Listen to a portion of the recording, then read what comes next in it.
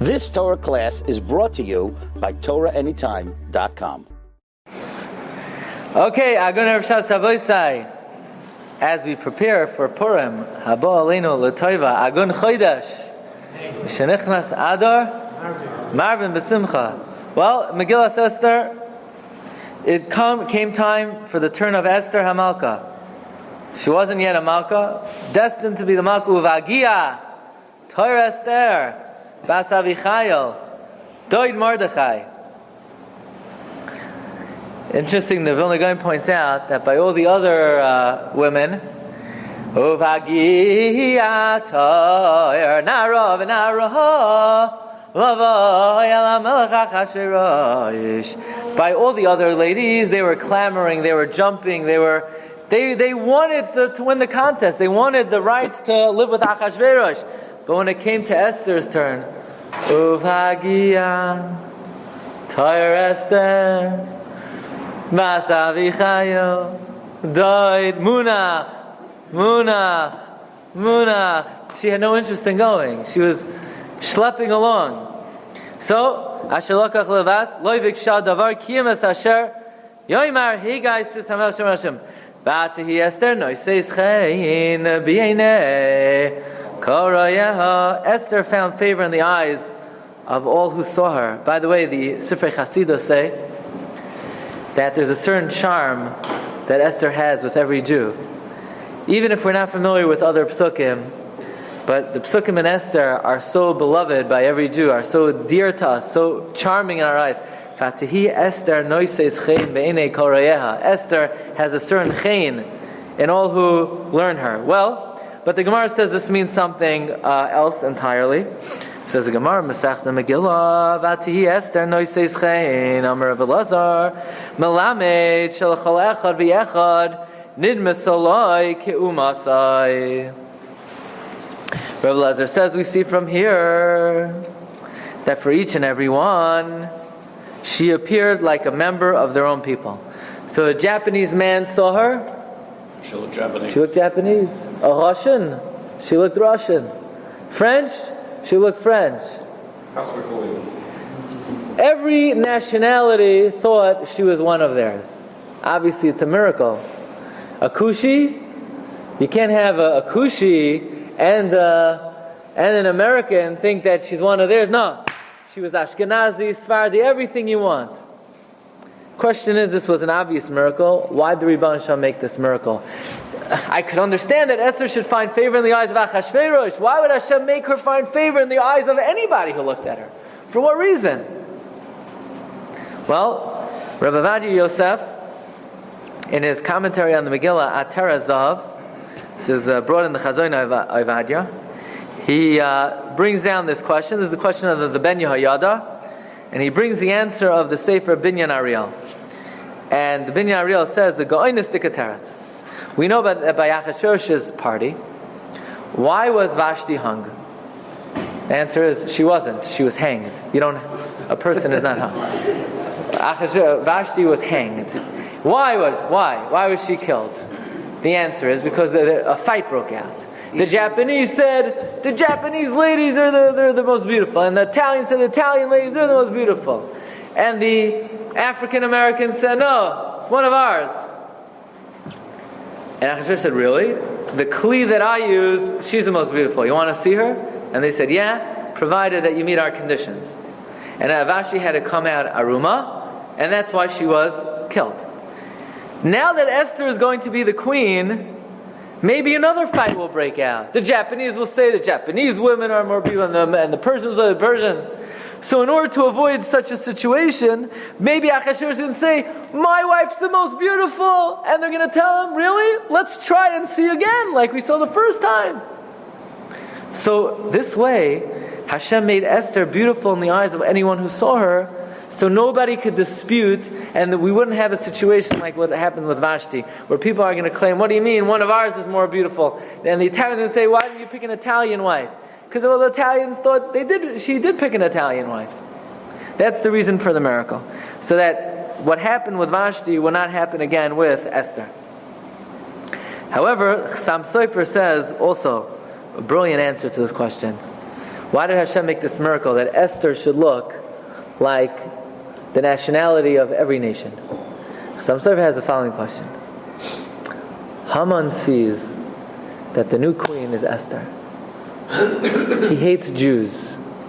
Why didn't he ever suspect that Esther was a Jew? Why didn't Haman ever guard himself from Esther?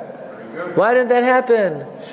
After all, what do you think? The king found her in Borough Park, in the house of the Gadol Hadar, and she's not a Jew? Very good, she has no father and mother. But the answer is, Haman thought she was Amaleki. Haman thought she was why? Because Hashem made a miracle that everybody thought she was one of their own, a member of their nationality. She looked, right? Vatihi Esther noises chen l'chol echad ve'echad ninmas aloi ku'umas. It says of Sam Sofer, Parsha Tusavda. Look at number 4. V'hinei al yidei kach ninmas Haman shehamaleki v'lei nizar mimena, because he thought she would definitely go along with his plan. Let's talk a little bit about one of my favorite characters in the Megillah, Hasach.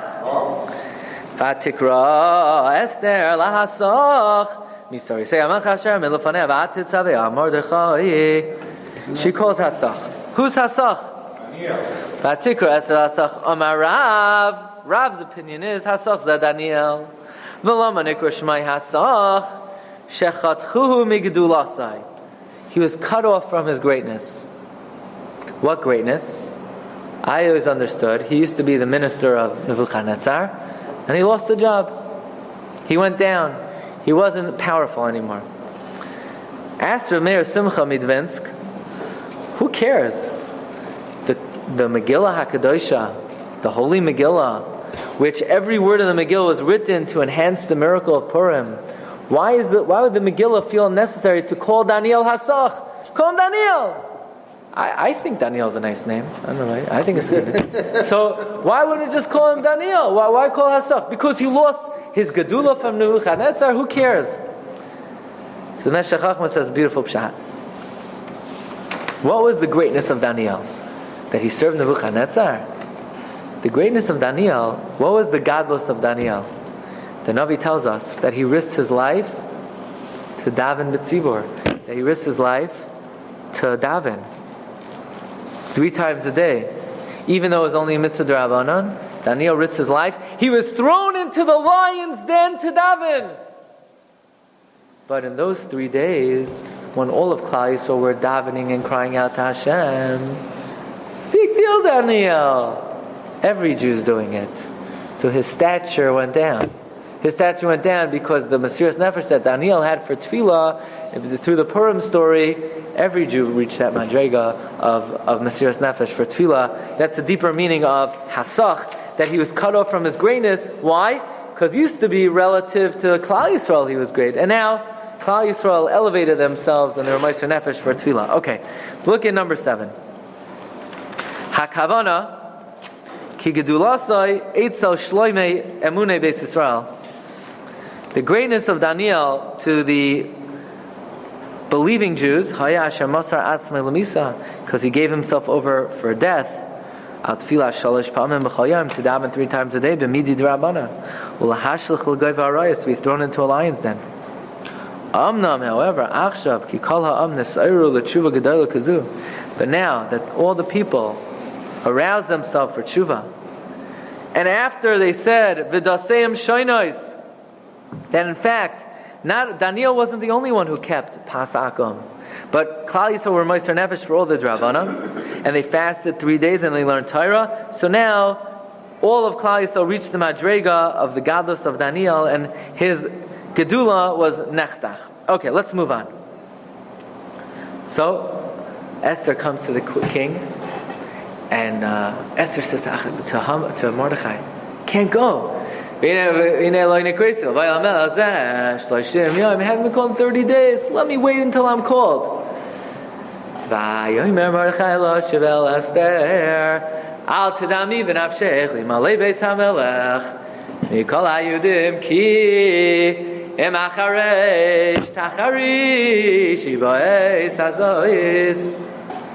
got to go now. So she risks her life. And she comes to the king. So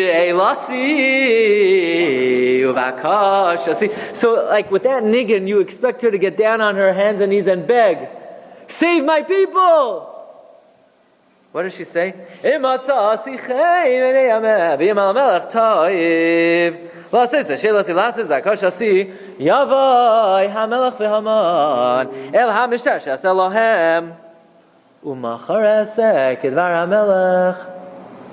know what she begs for? I'm making a party later. Come to my party later, and tomorrow I'll tell you what I want. Is she nuts? Here she gets down on her hands and knees. She'elasi. And what's the Sheila Bakasha? We're going to make a party, and I'm not going to tell you. I'm going to tell you tomorrow. Why is she pushing it off? Here she's risking her life. If you risk your life because you're afraid that you haven't been given permission to have audience with the king, if you go in, then just say what you want and partic. Why is she prolonging the situation? The last thing you would want to do is risk your life, go into the king and say, I'll let you know tomorrow. Meshuggah. Rabbi, what's the difference between Losseis and She'elasi or Lasos and Bakashas? Oh, the answer is you have to know what the difference between a she'ela is and what a bakasha is. Acha sha'alti me'es Hashem, oisa avakesh. It's a very good topic, but not today. Okay. Says the Ibn Ezra, the reason why Esther is pushing off the party, and this answers another very important question in Megillah. If I ask somebody, what's the turning point of the Megillah? Yeah? And the king can't sleep, and they read him the book of Chronicles, and he didn't reward Mordechai, and Haman just came in at that time. And what happened? What happened? And what happened? What happened was, you ride Mordechai through the street. Whoa, what's going on? Everything is, if you think about it, this has nothing to do with the Purim story. Because Mordechai had one good day and Haman had one bad day. So what? Immediately after that, Mordechai was going to be hanged. And Haman was going to be the annihilator. So the fact that Mordechai had a day in the sun and Haman had a bad day, big deal. It has nothing to do with, ultimately what saved us is Esther begged the king to save us. But the fact that Mordechai was led through the streets, nothing to do with anything. Says the Ibn Ezra, the reason why Esther asked the king to come to the party tomorrow. Why tomorrow? What's tomorrow? Right? Al toimer machar. Don't say tomorrow. Al toimer l'chshed. Never push things off. Why do you think the answer is? She knew the Jews fasted 3 days.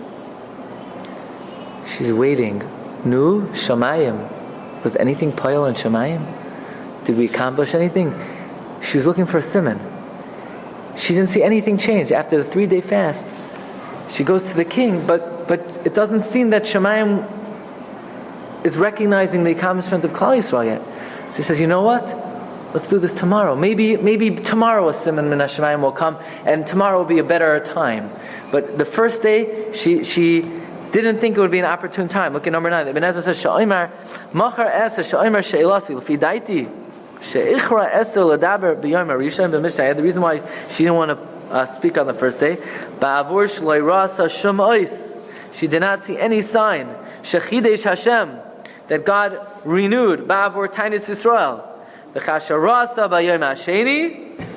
when she saw it on the second day. When on the second day she saw Mordechai walking through the streets, she said, you know what? Maybe something was pile from the tightness of Klal Yisrael. In other words, she was waiting to see that simon. She's waiting to see that simon. Second day party or the Second day party. Second day party. By the way, just to go back to Hasach for a minute, we know in Hebrew the Hey and the Ches. Why is he called Hasach? Shechatchuhu migdulasa. He's cut off. So call him Chatach. Why calling him Hasach? Because there's Yerushalmi that Rabbanon sometimes they can't. They don't refrain from darshing between a Hey and a Ches. And especially in Shushan, which was one of the Persian cities, Persians have a hard time pronouncing the Hey and the Ches. By the way, I once saw a sign, we live in a very strong Sephardic community. They were inviting people to come do Chafrosh Chala. CHY. Parsayim and Madiyim. Persians, they don't know how to pronounce the Hay and the Ches. They interchange it. So that's why in the Megillah, even though his name is Hasach, because Chatach, well, you should have said Chatach, but those Persians, we give them slack when it comes to the Hay and the Ches. That's what Ovadia Yosef says. If it would be an Ashkenazi rabbi, he said it. He'd say, Ovadia. That's what he said. Okay. Rabbi say, Haman made a tree 50 amos tall.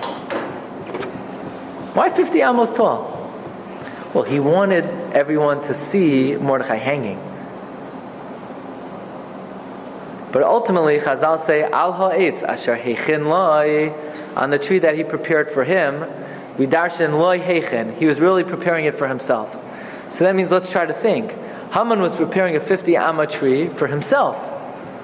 Why would Haman need to hang on a 50 amma tree? So says Rabbi Yosef Ga'inas. There's a halach in Bava Basra that marchikin es hanavela min ha'ir chamishim amma. You need to distance an avela from a city 50 amas. So since Haman was really making the tree for himself, and he's an avela, Mamela, he ended up making a tree 50 amas, so they were able to makayim the halacha marchikin es hanavela min ha'ir chamishim amas. Says Rabbi Ovadia. Okay, let's move on to another interesting point. Bayomahu, on that day, Nasan Hamelch Achashverosh Esther Hamalka Esbeis Haman Sayar HaYehudim. He gave him Haman's house, the enemy of the Jews.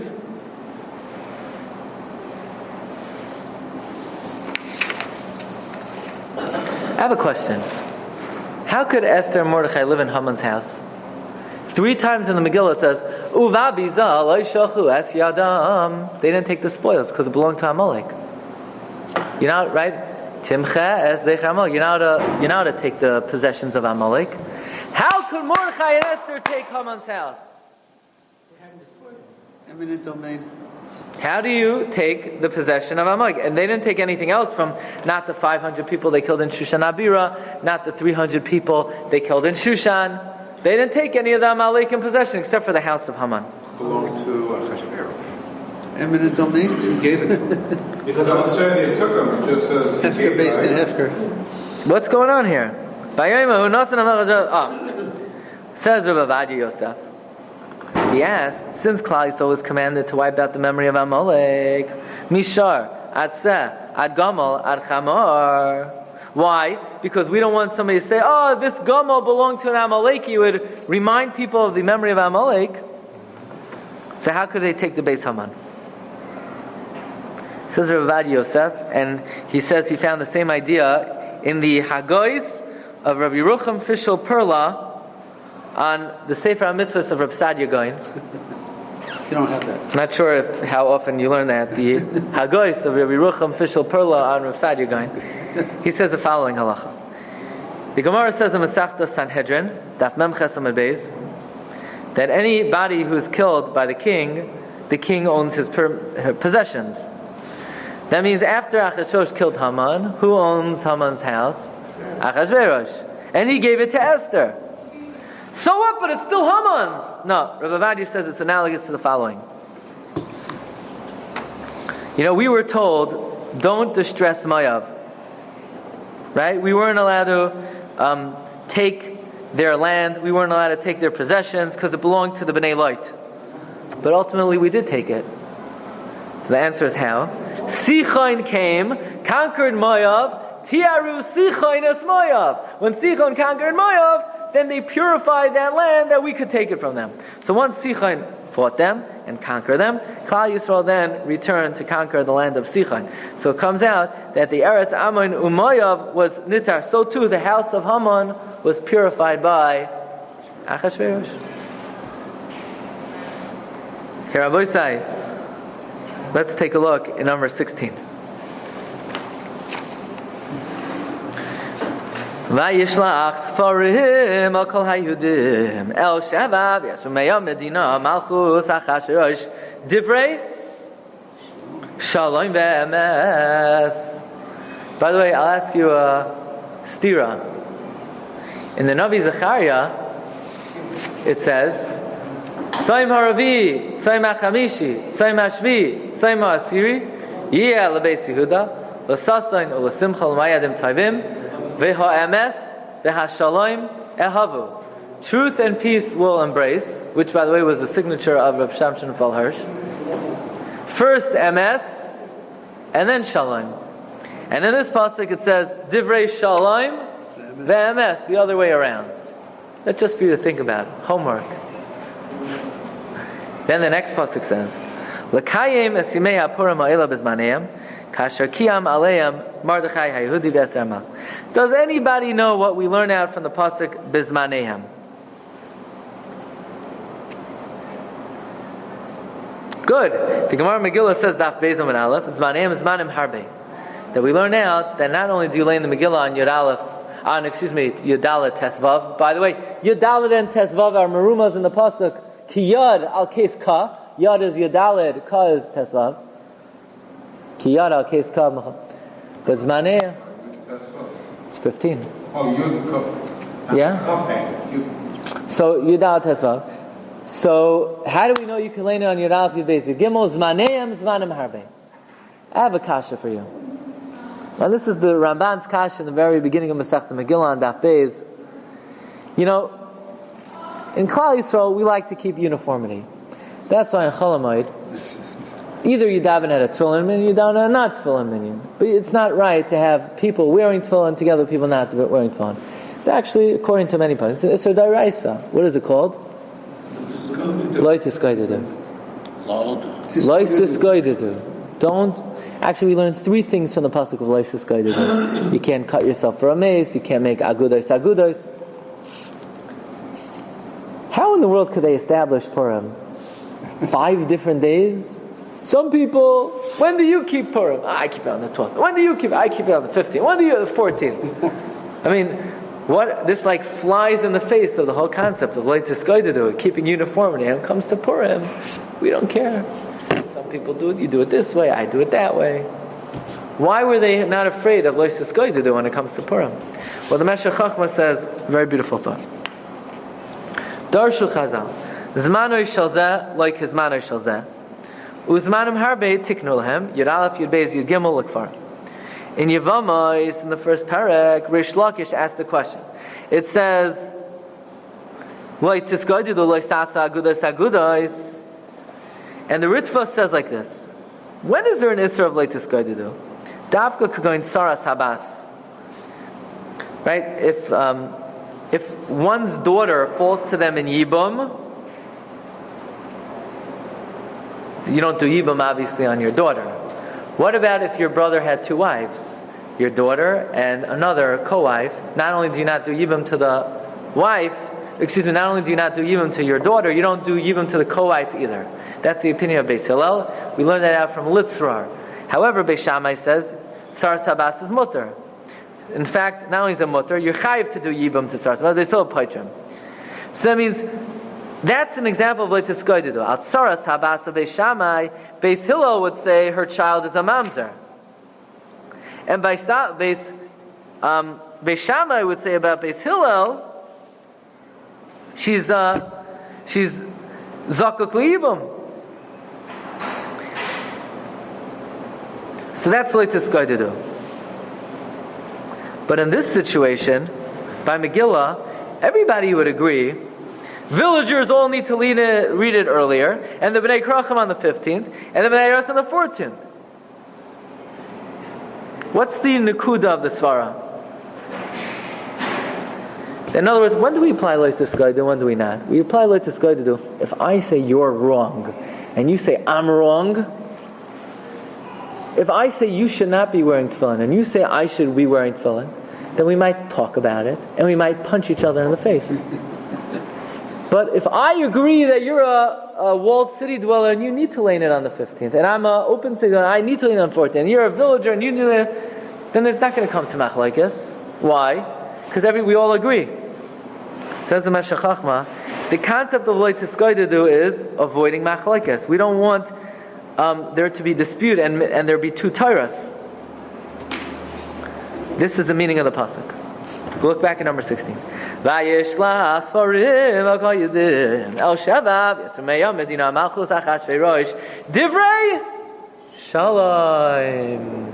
This is a topic that's not going to call Machlokes. There'll be shalom to everyone. Ve'emes, everyone's going to do the correct halacha. Once that's true, then we could establish many, many different times for Purim. I like to do. No, once it's shalom, once everybody will be peaceful about this, and this is the accurate halacha that will enable us to circumvent like to skoidudu and establish zmanim harbe kasher kiyam aleim Mordechai hayehudi v'Yester hamalka.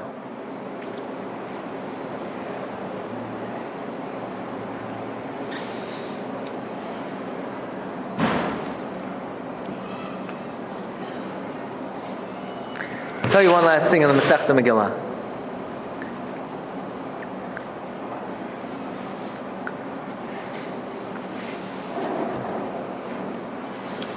We'll end off with a kasha, a lamdash kasha, related to the Gemara we're learning. The Gemara says, in Masechta Megillah,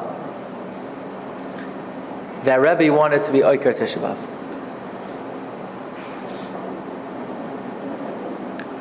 And the Gemara says, Rebbe wanted to be Oiker Tisha B'Av. No, it's talking about Tisha B'Av that fell out on Shabbos, and it was pushed off to Sunday. What Rebbe wanted to do is, once you're pushing it off, just get rid of it that year. Sounds good. Ask Tosfos, how could Rebbe do that? Who made up Tisha B'Av? Earlier court. V'ha'ein bezdin yachal avato divrei bezdin chaveroi elam kein gadol imeno b'chachma v'minyan. A later court cannot abolish the ruling of an earlier court unless they're greater in wisdom and in number. So how could Rebbe have tried to be Oiker? He's not greater than the earlier courts. Tosfos says not a big deal. You know why? He didn't want to be Oiker Tisha B'Av. What happened was like this. What happened was Rebbe agreed with Rabbi Yochanan. Rabbi Yochanan said that had he been there, he would have made Tisha B'Av on the 10th and not the 9th, because most of the Beis HaMikdash burnt down on the 10th. So what Rebbe wanted to do was, he didn't really want to uproot Tisha B'Av. He really just wanted to push it off a day. And tampering by pushing it off a day is not considered a violation of Ein bezin yachal levatel divrei bezin chaveroi elam kein gadol imenu b'chachma v'minyan, which is a big problem. I mean, Tosfos is saying that a later court cannot abolish the ruling of an earlier court. They could, but they can maneuver it.